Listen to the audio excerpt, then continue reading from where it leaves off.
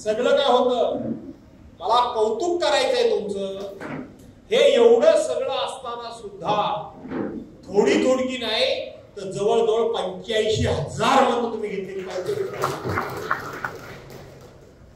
जर सगळे पक्षप्रवेश डोळ्यासमोर आणले तर कुठल्या पक्षात माणसं शिल्लक राहिली नाही असं चित्र होतं. त्याच मतदारसंघामध्ये 85,000 मतदान मिळलं, याचा अर्थ दीडपट लोकसंख्या म्हणजे 1,20,000 जनता ही उद्धव बाळासाहेब ठाकरे यांच्या पाठीमागे. हेच गणित असतं ना, मतदानाच्या दीडपट किमान लोकसंख्या असते ना, 1,20,000 लोक त्या पाठीमागे. या निवडणुकीमध्ये आपला उमेदवार नक्की जिंकला असता. लोकसभेचं चित्र बघितलं तर आपला उमेदवार नक्की जिंकला असता. पण महाराष्ट्रातली आपली सत्ता का गेली हे आता तुमच्या समोर आलंय का नाही आलंय? मतांच्या चोऱ्या. आता तुम्हाला मला उत्तर द्या, मला तुम्ही सर्वांनी. पहिलं ते मतदान ईव्हीएम चोरलं ना, त्याच्यामध्ये गडबडी केली.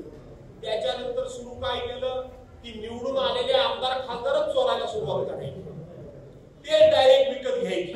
50 खोके झाली होती, घटना मोठी झाली होती का नव्हती? ते आता त्याच्या पुढची परत एक पाऊल. ते सगळं झालं तर सामान्यातल्या सामान्य मतदारानं टाकलेलं मतदान सुद्धा चोरायचा उद्योग सुरू केला.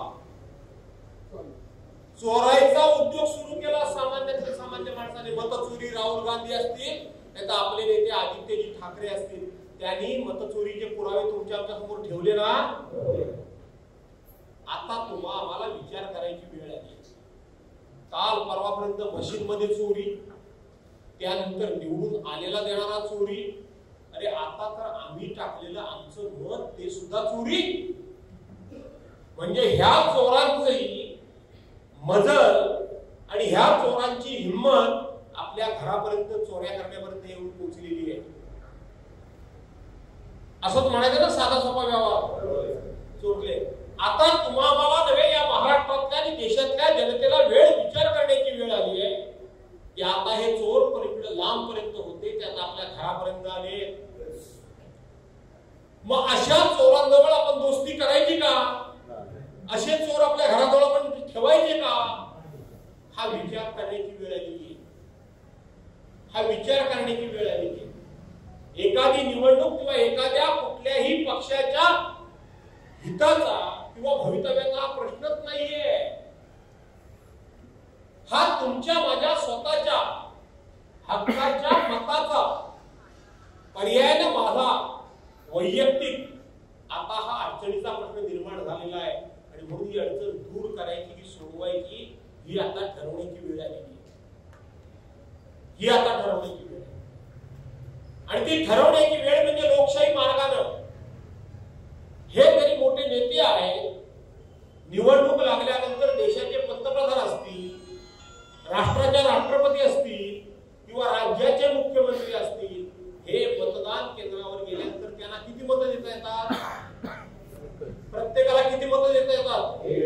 एकच ना. मग तुमच्यापैकी कोणी मतदान केंद्रावर माझ्यासह गेला तर आपल्याला किती देता येतात? म्हणजे मत त्याला स्वतः ते मोठे आहेत म्हणून त्याला एकाच्या ऐवजी अनेक मतं देता येईल. तर तुमच्या माझ्यासारख्या सर्वसामान्य माणसांप्रमाणेच त्यांनाही एक मत देण्याचा अधिकार आहे आणि तुम्हाला पण एकच मत देण्याचा अधिकार आहे. आणि म्हणून आपली जी राज्य घटना आहे, डॉक्टर बाबासाहेब आंबेडकरांची घटना लिहिलेली आहे, त्या घटनेने हे मोठा अधिकार आपल्याला मिळाला. तुमच्या माझ्याप्रमाणे एकच मत देतात आणि म्हणून ते एक मत गोळा करून याला लोकशाही मार्गाने पराभूत करणं म्हणजे ही लढाई जिंकणं, हा त्यातला खऱ्या अर्थानं अर्थ आहे. आणि म्हणून माझी कार्यपद्धती हीच आहे.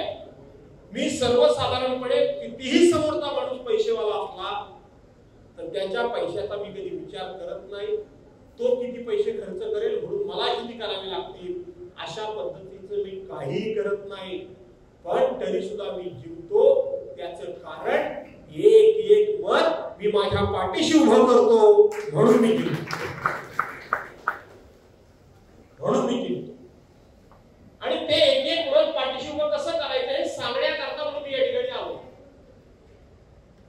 एक एक मत पाठीशी कसं उभं करायचं हे मी सांगण्याकरता आलोय. चिंता करू नका पैशाविषयी. खर्चाशिवाय निवडणुका होत नाही हे मी तुम्हाला पुन्हा एकदा सांगतोय. माझा अर्थ तुमच्या लक्षात आला असेल. पण केवळ निवडणुका पैसे जिंकतात असं नाही. पैसे जिंकतात असं मला ऋषी तुला धन्यवाद द्यायचे, मला तुझं कौतुक करायचं आणि तुमचंही मला कौतुक करायचं की आपल्याला शेवटचा आधार एक जबरदस्त लढवया नेता म्हणून संजय कदम सारखा आपला एक आधार होता. जे आहे ते बोललं पाहिजे. लोकांना वाटत होतं की बाकी काय नाही पण आमचा एक लढवया आमचा सहकारी आहे. पण तोही गेला आणि तो गेल्यानंतर तुम्हाला हात मारावा असा एकही माणूस शिल्लक राहिला नाही. अशा पडझडीमध्ये तुमच्यासारख्या सहकार्याबरोबर घेऊन एखाद्या लढवय्याप्रमाणे आपण पावनखिंडीतली बाजी प्रभूची लढाई ऐकली असेल. ती तलवारीची लढाई होती, ती समोरासमोर उभं राहून माणसाची लढाई होती. पण आजची लोकशाही मार्गाची लढाई त्याच पावनखिंडीतल्या बाजी प्रभूप्रमाणे आमचा तालुका प्रमुख ऋषी गुजर लढतोय. म्हणून ही तुम्ही सगळे एकत्रित आलात ना का नाही आलात? त्याला मदत करणारे तुमच्यासारखे अनेक लोक आहेत ते मी स्वतः म्हणतो. पण कोणीतरी नेतृत्व करावं लागतं, कोणीतरी नेतृत्व करावं लागतं. आणि म्हणून आता जिल्हा प्रमुख म्हणून विक्रांतच्यावर उद्धव साहेबांनी जबाबदारी दिलेली आहे. उद्धव साहेबांनी जबाबदारी, खरी तर ही जबाबदारी आम्हाला नको होती. मी उद्धव साहेबांना स्वतःहूनच सांगितलं होतं, एक वेळा नाही 4-4 वेळा सांगितलं होतं की आता ही परिस्थिती अशी आहे की अशा परिस्थितीमध्ये आमच्या मुलांना आम्ही पुढे करणं ही परिस्थिती नाहीये. आता कोणाला तरी आम्ही पुढे पाठवणं आणि त्याच्या पाठीमागे आम्ही खंबीरपणे उभं राहणं ही आताची सध्याची गरज आहे. ही सध्याची गरज आहे. त्यामुळे माझ्या मुलाचा विचार करू नका, तुम्ही अन्य कोणाचा तरी करा. परंतु शेवटी अनुभवातून उद्धव साहेबांनी ते माझं ऐकलं पहिल्यांदा, पण नंतर अनुभवातून त्यांनी पुन्हा विक्रांतचीच निवड केली. मी आज तुमच्या देखत माझ्या मुलाला सांगतो, जे सांगितलंय ते सांगतो. तोही निवडणूक लढणार आहे. तोही जिल्हा परिषदेतून मागच्या ज्या गटातून निवडून गेला तो त्याचा ओपन पडलाय, तिथूनच तो लढणार आहे निवडणूक.